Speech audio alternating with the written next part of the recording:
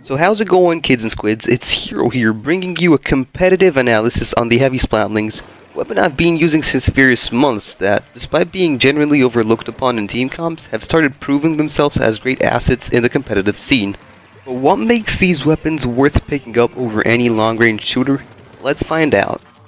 With a range that rivals that of the Jet Squelcher and a fire rate so fast that it literally submerges your opponents under a barrage of shots, it's easy to see how strong the heavy Splatling can be in combat. But it's not all roses, as in order to fire, you have to first charge your shot, as the range and amount of shots depend on the charge time.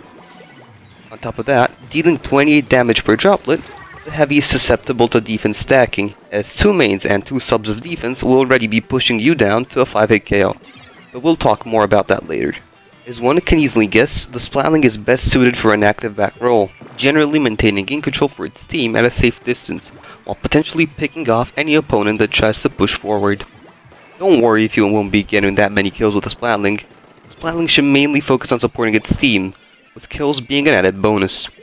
This does somewhat vary based on the Splatling set you're using though, as the Splatlings comes with 3 different kits.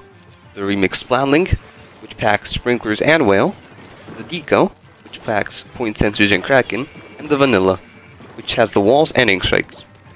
The newest version, the Remix, suits passive playstyles best, giving its team an insane amount of turf support thanks to the added coverage of the Sprinkler, on top of the heavies, and it's able to farm killer whales at an astounding speed, proving itself as a great asset for tower control games or map where the whales excel, like Camp or Port. On the other hand, the Deco is probably the most balanced out of the 3, being able to play more aggressively without many risks, thanks to the Kraken special. Point Sensors are also a really strong tool not only to combo with a Kraken, to make sure you don't miss the kill you're going for, but also to scout an enemy ink for the enemy team without having to risk exposing yourself. And finally we have the Vanilla, which unfortunately is average at best compared to the other variants as it doesn't particularly excel at anything, as the walls do take up a huge chunk of ink, leaving you enough for just 1 full charge. And the Ink Strike is a pretty mediocre special. It does still have its niche, like Port Mackerel zones and Camp Triggerfish zones, though it really comes down to your team comp, as the Remix can be a great asset on those SAM maps too. Now that we have a clear idea on the heavy Splatling as a whole, let's look at what abilities work best with it, as well as providing some sample sets. Though remember, it all comes down to personal preference, so it's up to you to mix and match till you find what suits you best. Probably the best and most common ability for the heavy Splatling is run speed, and for a good reason. With a unique charging mechanic, you're forced in your kid's form to charge and shoot, so run speed greatly helps with mobility. It'll help you peek, outstrafe opponents in close-up situations, and most importantly, zoning your opponents. You'll see most heavy players stack a noticeable amount of run speed for these precise reasons. Therefore, learning how to strafe correctly and learning your range based on your charge time is crucial to master this weapon. I mean, who doesn't want to zigzag and dodge every snipe, or outstrafe a Tentatic up close to kill him without having taken any damage at all? Another great ability is, for obvious reason, swim speed. I don't think I need to explain this one, do I? To go alongside those two is good old ink resistance. This is not necessary by any means, but as always, it can save you from sticky situations, especially since you'll be walking around a lot when you're not hiding behind that wall charging your shots.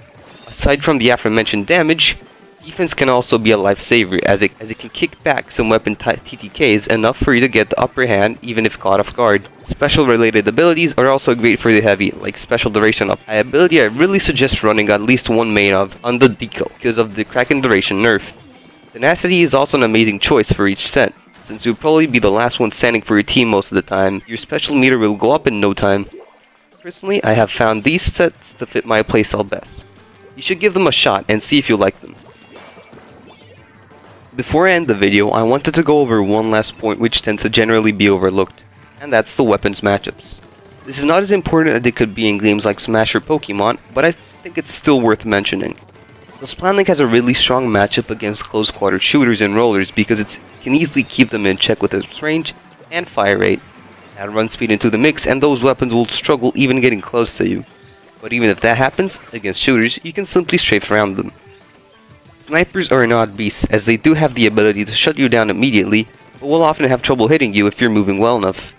Against a good charger, you should generally play in a very careful manner, hiding behind walls to charge your shots, and exposing yourself only at the right time. or controlling a side of the map where the charger can't reach you. Last and most importantly, blasters.